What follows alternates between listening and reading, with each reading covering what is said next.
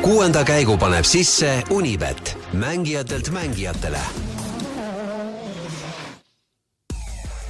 Podcasti 6. käik toob teieni autolaen Bigbank efektiga. Bigbank, laenudele spetsialiseerunud pank. Tervist, head rallisõbrad ja häid jätkuvaid jaanipühi.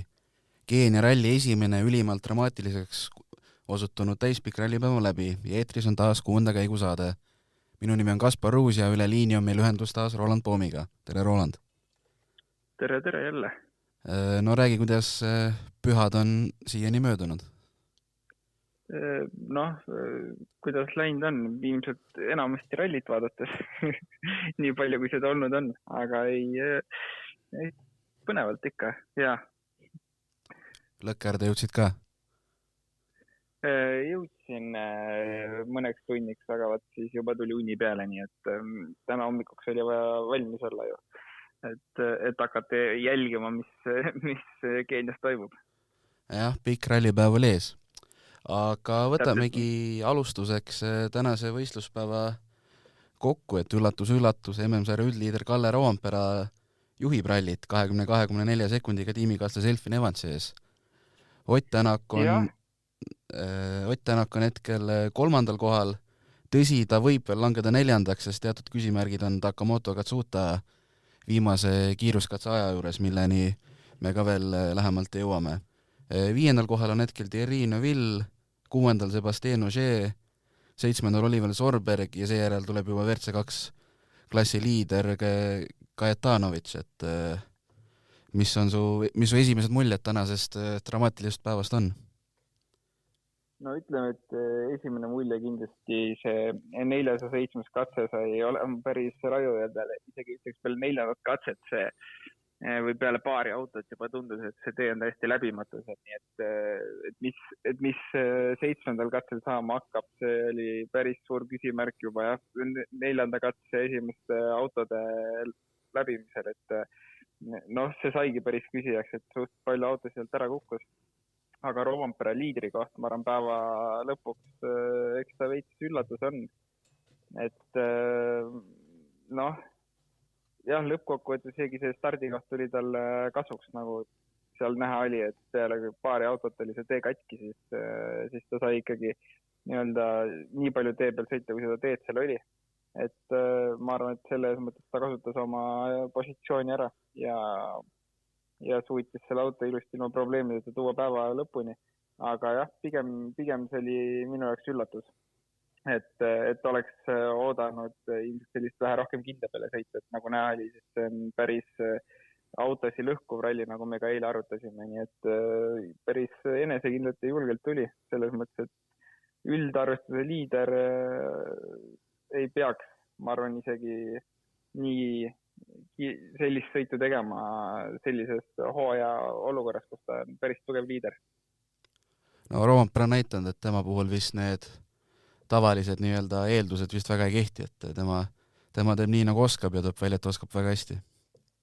No pigem jah, et see loogika, mis on siin aastate jooksul võib-olla loogikaks saanud, et kuidas sõidetakse ja pigem Ogieri näitel võib-olla, et kus ta teab, et ta saab kiire olla, seal ta on kiire, kus ta teab, et ta ei ole kõige tugevam seal, ta lihtsalt võtab kindlaid punkte, et tundub, et Roompere puhul on see veidi teistmoodi, et igal pool, kus ta starti läheb, ta ikka proovib võita isegi, kui kas ta ei tunne kõige kindlamini ennast või tal ei ole varasemat kogemust, et jah, võib-olla see vanuseline vahe tuleb ka sealt, et üks sõitis puhtalt peaga, aga teine ikka sõidab selgelt tiitli nimes. Aga nüüd kiire kõll ja siis võtame juba Ott Tänaku päeva lähemalt kokku. Spordile lisab hoogu Unibet TV, kus saad aastas tasuta vaadata ligemale 100 000 võistlust otseülekandena. Unibet, mängijatelt mängijatele. No Ott Tänak, kes rallipäeva lõpetuseks on vähemalt hetkel 3. kohal, algas ju päev vaatad kõige dramaatilimast üldse, et päeva esimesest kiiruskatsest olid kõigest paar kilomeetrit möödunud, kui Ott Tänakul oli käigukang purunenud ja umbes poole katse peal tuli hoov sootuks ära, et mis tunded sul endal tol hetkel valdasid?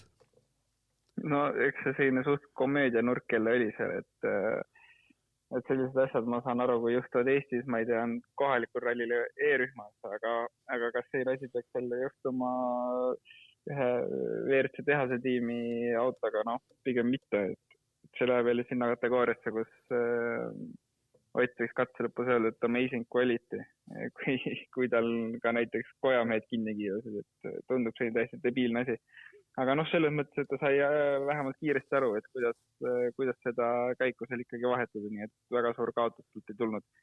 Et korraks ilmselt ehmatas ära ja võttis hoo maha ja üritas aru saada, mis seal toimub, aga sealt edasi ta sai pihta, et saab ilusti käega neid käike ikkagi vahetada, et äkki 20 sekundit tuli sellelt katselt kohe kaotust, aga sinna see jäi ka nii, et päeva kokkuvõttes ju 25 sekundit ainult, nii et võttes see maha, siis peaks olema päris tugev liidri võitluses sees. Ja tegelikult juba hommikustel 2 järgmisel katsel ta ju suhtus loominguliselt, võttis appi rattavõtmed ja sai ju tegelikult näitas juba 2 järgmisel katsel väga konkurentsivõimelisi aegu. Jah, see rattaristi kasutusele võtmine selles olukorras on päris tavaline. Seal muud lahendust ei olegi ja mul endalgi on, ma arvan, 2-3 korda sellist asja ette tulnud, et kunagi Fiesta R2 autodel oli see selline päris tavaline probleem, et need käigukangid tahtsid ära murduda ja siis ikka tuli, see rattarist oli autos ikka igal juhul alati olemas, et mitte niivõrd ratta vahetamiseks enam, et selle jaoks oli trell olemas, aga lõpuks oli seda rohkem vaja kasutada käigukangina juba kui rataste vahetusel. Ja nagu näha, tuleb selliseid asju ette veel ka WRC sarjas. No täpselt, et pigem arvaks, et seda ei tuleks ette WRC sarjas, aga no näed, tuleb ikka. Ja pärastlõunased katsed sõitis ju Tänak nii puhtalt läbi, kui Keenias võimalik on, võib vist nii öelda. Ja kokkuvõttes ongi nüüd hetkel vähemalt poodiumi konkurentsis. Ja no väga hea päeva, tegelikult oli väga hea päev üldse, et me ei saa seda teist katset kuidagi ju otisüks panna, et see oli lihtsalt selline jälle mingi tobe ebaõnn. Noh, tõesti debiilne olukord tegelikult, et mis seal juhtuda võib, et seda ei oska kunagi ette arvata, et selline asi juhtuda võib, aga jah, eks teistel natuke ebaõnne ka siin, et Ott nii kõrgele kerkis, aga see on rallivärk ja Otil on ka piisavalt ebaõnne see hooaeg olnud, et võib-olla saab natuke teist ebaõnne enda jaoks ära kasutada, et enne 7. katset tegelikult oli 5, et seal ees oli veel Dalloger ja Evans, kes siis nüüd viimasel katsel nii-öelda eest ära kukkusid. Ja teen kiire kokkuvõttega Tänaku päevalõpu kommentaaridest All Live eetris, et nagu ta ütles, et ralli alguses mõtlesime, et tänasest tuleb nädalavahetuse kõige lihtsam päev, aga juba oli piiri peal mängimine. Ja et pärastlõunased esimesed katsed olid tegelikult väga nauditavad, aga viimane katse oli ikka midagi täiesti teistsugust, et esimesed 20 kilomeetrit olid kivised, väga raske oli neid vältida, aga saime sellega hakkama. Teadsin, et kui nendel lõikudel refi lõhum pole mul enam võimalust, aga püüdsime sealt edukalt läbi tulla. Ja siis kuulus Gedongi katse, millest ta räägib, et selle viimased 5-10 kilomeetrit on sellised, kus sa mitte midagi ei näe, aga pead täiskiiruse sõitmas, muidu jääd lihtsalt autoga teesse kinni ja nagu ta ütles, et peavad kopsud tolmuimejaga puhtaks saama, sest väga raske oli seal hingata. No me nägime seal selle ralli jooksul, ma arvan kohe tegelikult juba siis 4. katsel, kuidas mehed olid täiesti näost tumedad, see tolm oli lihtsalt nii raju ja seal lihtsalt ei näinki sõita. Et see on kindlasti üks katse või ütleme üldisemalt üks ralli, kus kalendris, mis on täiesti erakordne just selle tolmu mõttes, kus see lihtsalt tolm, või seal isegi pole mõtet öelda, et tolm, see liiv tuleb lihtsalt autost ja sa oledki seal liiva keskel ja ei näe ja ei saa hingata, et seda on väga raju vaadata, mis tingimustes need mehed sõidavad, et vist Rovampere nägu oli seal vägev vaadata, et ei saanud enam silmi ühel hetkel lahti hoida, et tundus, et silmad on ka nii paksult juba liiva täis, aga samas jah, nagu Ott mainis, maha ei saa ka hoogu lasta, sest sisse lihtsalt kinni, et need rööpad on niivõrd sügavad. Ja edasistest eesmärkidest rääkides ütles Tänak veel lõpetuseks, et praegu võitleme rohkem Safari ralli enda kui konkurentidega ja eks siis vaatame, mis pühapäeval saab, et kuidas sulle tundub, kas näiteks see Gedongi katse, mille lõpp oli ikkagi väga-väga raske, et kas selliseid katseid on WRC sarja vaja või ei ole või on samas hea, kui vahel on ka midagi niisugust nii-öelda nii-öelda midagi väga jaburat või erakordset? Ma arvan, et ikka on vaja. See teebki minu meelest sellest nii-öelda WRC sarjast teebki WRC sarjast WRC sarja, mis ma tahan öelda, on see, et me ei peagi sõitma asfaldirallis, et me ei peagi sõitma täiesti sileda kruusa peal ilma hüpeteta, et maailma selles mõttes ralli tasemel peakski olema sellised rallid, kus on ka vastupidavus etappe, kus on väga raskeid olusid kivide mõttes. Samamoodi võib näiteks tuua Soome oma hüpetega ja kiirusega. Et kõik need erilised aspektid erinevatel rallidel teevadki sellest sarjast selle sarja, mis ta täna on. Et kui tuuakse näiteks, ma ei tea, F1, et või vihma sajab, siis juba pannakse pillid kotti ära, siis WRC sarjas enamasti võib öelda, et ei ole olusid, mille pärast peaks jätma katsed ära. Et loomulikult seal on mingid ohutusteemad, aga olude koha pealt ei peaks jätma tegelikult ühtegi katset ära ja see ongi selle spordi juures äge. Jah, seda küll, jah. Ja kui vaadata nüüd ka teised Hyundai sõitjad üle, et Tänak on hetkel parimana siis 3. või 4, et Thierry Neuville 5. kohal tegelikult kaotust on alla minuti, mis Keenia rallil on ikkagi nagu näha täitsa okei vahe. Ja Oliver Solberg on läbi probleemide tulnud päev otsa, aga on päeva lõpuks 7. kohal hetkel, et nagu ta ise on ka rõhutanud, siis tähtis on auto koju tuua. Jaa, Solbergil ei olegi mitte midagi muud seal teha, kui see auto koju tuua ja isegi ei eelda ausalt öeldes talt mitte midagi rohkemat. Et kui ta suudab ilma superrallita selle auto ära lõpuni tuua, siis tõenäoliselt ma arvaks, et ta juba on top 5 sees, et meil on 2 päeva minna ja meil on 6 meest ilma superrallita hetkel on ju. Nii-öelda ralli 1 arvestades siis. 7 meest. 7, jah. Et meil on 2 pikka päeva minna ja nagu Ott ütles, et tänane pidavat olema see kergem päev, et 2 meest veel ära eest kukub, siis näed, Solberg on juba top 5 sees, et seal nii palju on veel juhtumas, et täna veel mingid otsuseid või tähendab oletusi teha on mõttetu. Ogier võib selle ralli veel võita, Neville võib selle ralli veel võita, Katsuta võib, kõik võivad seda rallit veel võita, et see ralli on nii alguses ja siin on nii palju veel eest tulemas, et vaatame, päris huvitav saab olema, et mis need ennustused me tegime tegelikult eile, et kas sealt läheb midagi täppi ka, nii et vägev ralli igal juhul ja ma ikka väga naudin seda teadmatust, mis iga katse ees ootab, et seda on põnev jälgida. Jah, ja ega tegelikult midagi lihtsat ei ole ju ka neil olnud, sest et Solberg peaaegu iga katse lõpus kurtis kas siis auto üle või olude üle ja ütles, et see on tema elu kõige raskem päev olnud siiamaani. Jah, nii on ja ega see päev ei peagi lihtne olema. See ralli, ma arvan, peakski oma loomult olema selline, et sul on aukartus selle ralli vastu, nii et ma arvan, et see eesmärk, miks see ralli seal kalendris on täidetud. Ja kuni viimase katseni oleks võinud öelda, et Toyotal oleks olnud siiamaani perfektne ralli, et enne tänast viimast katset oli neil 4 juhtimine. Küll aga lõhkus Sébastien Ogier refi ja langes liidrikohalt 6, et talle omaselt saatis katse lõpus ka mõnusa iroonilise kommentaari Pirelli suunas jälle. Nojah, eks seda tuleb ette ja ma arvan, et kui igaüks võib-olla igaühe puhul ei ole seda viisakalt teha, siis ma arvan, Ogier on üks mees, kes seda võib teha, et kes ei ole enam täna täiskohaga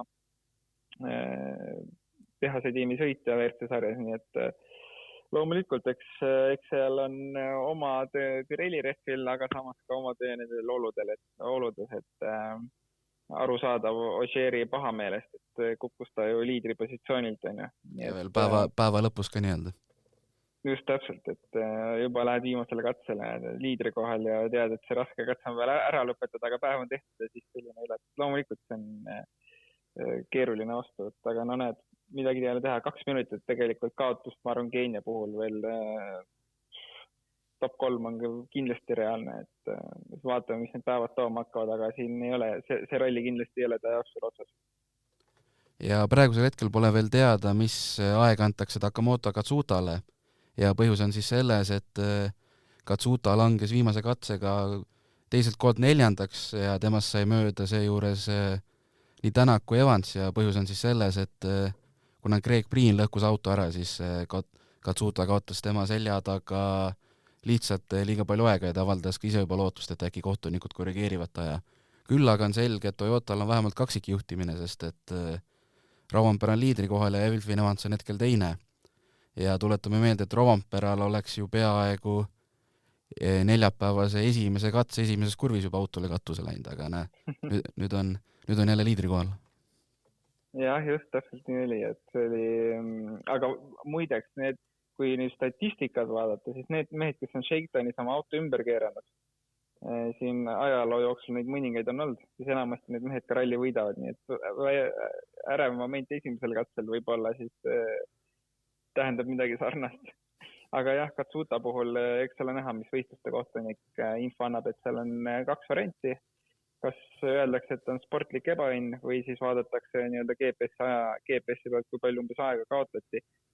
Mõõdetakse selle järgi selline loogiline ja mõistlik aeg. Saab ka kasutada esimese ringi aega, mille järgi arvutada, et seal on mingid keerulisemad valemid. Või siis võetakse juba katsevõitja aeg näiteks, et seal on neid võimalusi on erinevaid, mida teha, kui aega antakse, aga jah, kas tal üldse antakse, et eks selle näha.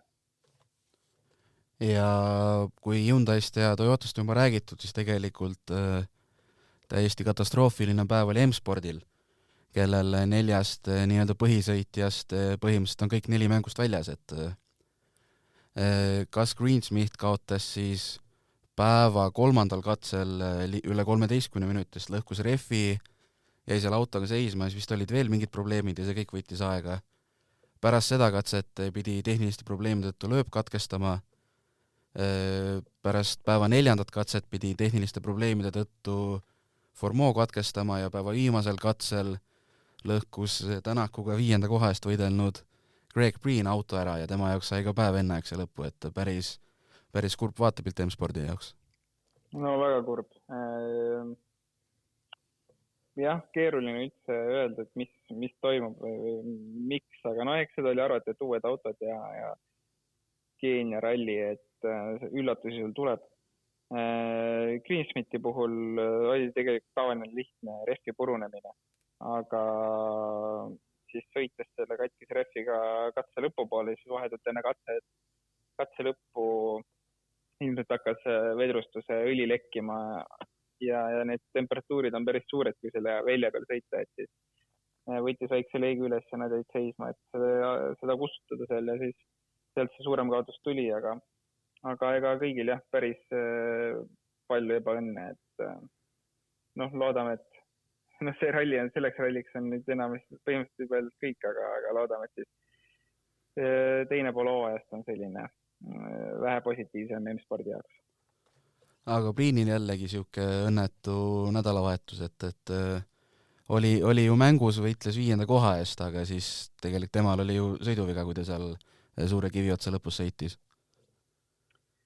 Jah, ega see oli ka, kus ta tuli, et see tempo oli selline ilmselt mitte see tempo, mida talt oodatakse, aga vähemalt oli auto tee peal, aga lõppes ikka niimoodi, et jah, ilmselt tal hakkab see aeg nagu kätte tulema või tegelikult juba on, kus ilmselt oodatakse nagu rohkem katsevõite ja rallivõitude poole minemist vähemalt, et jah, loodame ka, et sealt tuleb veel hooaja lõpus mingit üllatust, sest muidu tõenäoliselt järgmiseks hooajaks tal lepingut ei ole, et kahju oleks näha, et mitte Greg Priini sõitmas enam, et mulle üldiselt ikka väga meeldib ta ja äge on ta sõitu jälgida, aga kahjuks ei ole toonud neid tulemusi, mida ta oodatakse. Ja WRC2 on ka samuti päev lõppenud ja liidrikohal lõpetas Kajetanovits, kes edestab minuti ja 13 sekundiga ameeriklas Sean Johnstonit ja 3. kohal on Tšehh Martin Prokop, kes tegelikult lõpetas päeva juba superrallisüsteemis ja kaotab Kajetanovitsile enam kui 11 minutiga, aga tegelikult veel viimase katsel võitles Prokop Johnstoniga 3. koha nimel. Et vahed olid seal loetud sekundid, aga see jällegi sai see tänane kurikuulus viimane katse Tšehhile saatuslikuks. jah, ega seal erilist sellist suurt võitlust selles klassis ei ole, nagu me eile ka mainisime, et meil on 3 meest, ongi Kajetanovic, Johnston ja Prokop, et täpselt selles järjekorras me ka neid tulemusi eeldasime, tuleb ja nii läks ka. Et Prokop muidugi jah, nüüd superrallis, et ega seal ilmselt midagi väga jälgida ei olegi. Kajetanovici ja Johnstoni vahe on juba nii suur ka, et seal Kajetanovitšil peab ilmselt midagi natuke juhtuma, et seal Johnston lähedale saaks, aga muidu ilmselt sinna lähedmale puhta sõiduga kuidagi ei saa enam. Jah, kui tood auto finišisse, tõenäoliselt võid käes juba, jah, Kajetanovitšil. Just. Aga homme ootab ees 6 kiiruskatset ja kõik on võrdlemisi pikad, et esimene on Soisambu, mille pikkust on 29 kilomeetrit, teine on Elmenteita, mille pikkust on 15 kilomeetrit ja kolmas on kuulus Sleeping Warriori katse, mille pikkust 31 kilomeetrit ja pärastlõunal on siis samade katsete kordusläbimised ja kokku on homme võistluskilomeetreid 150,88, et mida homsest päevast oodata? No jube pikk päev tegelikult isegi WRC sarja kohta, et üldiselt need päevad on veel 100, 120, et see 150 on ikka selline päris tummine päev. Aga nagu seal juba kommentaaridest enne öeldi, et see saab olema ilmselt üks raskemaid päevi, et oluliselt raskem kindlasti kui tänane. Kuigi tänane see viimane katse, ma arvan, üllatas kõiki. Aga ma arvan, et seal ei olegi mõtet mingeid ootusi väga panna, et see ralli üllatab piisavalt iga katsega, iga kilomeetriga. Oletama hakata, mis seal juhtuma hakkab, ei oska öelda. Ma arvan, et kui tulemusi vaadata, et siis kui Ott suudab seal vähemalt oma positsiooni hoida või isegi tempot kasvatada ja näiteks Roompäralt aega tagasi võtta, on juba hea tulemus. Kui Roompere suudab vigadest eemal hoida, on juba väga kõva tulemus ja võib-olla Ogier sealt tagant suudab nagu hakata veidi ettepoole ja pressima ennast, aga ma jälle ütlen, et need vahed on sellised, et niikuinii kellelgi hakkab midagi juhtuma, nii et siin sellist ma ei tea, oletamist on mõtet natuke teha hetkel. No ma ütlen siis nii palju, et ma vähemalt ise loodan, et arvestades, kui täna on juba kõik 4 M-sporti väljas, et pühapäevaks mõni sõitja jääks ka nii-öelda mitte superrallisüsteemis sõitma. Ja just seda võib-olla nagu ootakski, et autod ikka tuleks lõpuni, et superrallit rohkem väga ei tuleks. Kuigi seda on võib-olla natuke palju tahetud, et kui need katsed on keerulised ja keerulisemaks lähevad kui täna, siis seal niikuinii midagi veel pudeneb eest ära, aga jah, ütleme mõni auto ikka võiks jääda ilma superrallit, siis oleks juba hästi. Ja homne võistluspäev algabki juba kell 8.06 siis Soisambu esimese läbimisega ja sellega ongi tänaseks 6. käigu saade läbi. Oleme taas eetris juba homme õhtul ja kohtumiseni. Kohtumiseni. 6. käigu tõi sinuni Unibet, mängijatelt mängijatele. Podcasti 6. käik tõi teieni Autoline Bigbank efektiga. Bigbank, laenudele spetsialiseerunud pank.